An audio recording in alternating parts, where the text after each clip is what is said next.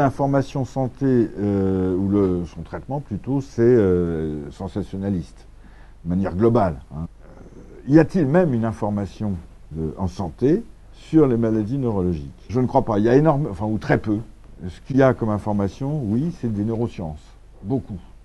Et alors là, on ne parle beaucoup que d'hommes augmentés, que de super technologie, que, par exemple, la réparation des paraplégies par greffe au niveau médulaire.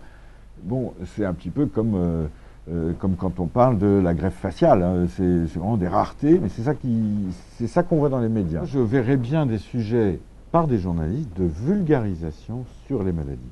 Pourquoi pas pour le système nerveux? Il est tellement fantastique.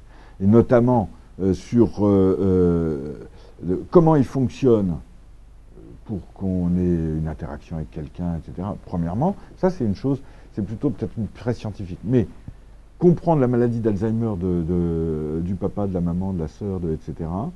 Comprendre éventuellement d'ailleurs la difficulté à prendre en charge, qu'à l'aidant. Et ça, je suis sûr que ça aurait... C'est des pathologies tellement fréquentes que ça aurait un impact, ce serait lu, ce serait partagé, et c'est valable pour des pathologies comme le Parkinson, comme l'Alzheimer, comme l'épilepsie.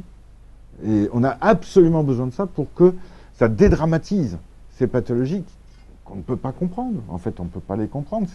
Tant qu'on n'a pas vécu, ou plutôt lu ou appris pourquoi cette personne que je connaissais auparavant qui était comme ça est devenue comme ça. Voilà. Alors, dans le Parkinson, c'est pas tout à fait pareil. C'est plutôt pourquoi il bouge lentement, mais on voit que les Parkinsoniens ont énormément de mal à faire comprendre à l'environnement qu'ils sont à l'intérieur d'une armure infernale qui les empêche de bouger, hein, ou de marcher. Et ça, je pense qu'une littérature, même de grand public, là-dessus, serait très lue, très appréciée, avec une iconographie, entre guillemets, d'explication qui serait pas très compliquée à faire, mais bon, il faut le faire intelligemment. Ça, c'est sûr que je pense qu'il faut se mettre avec, justement, avoir une expérience d'explication je crois qu'ont les neurologues, entre autres, hein, parce qu'avec nos patients, on n'y arriverait pas si on n'expliquait pas les maladies, de manière à ce qu'ils la comprennent.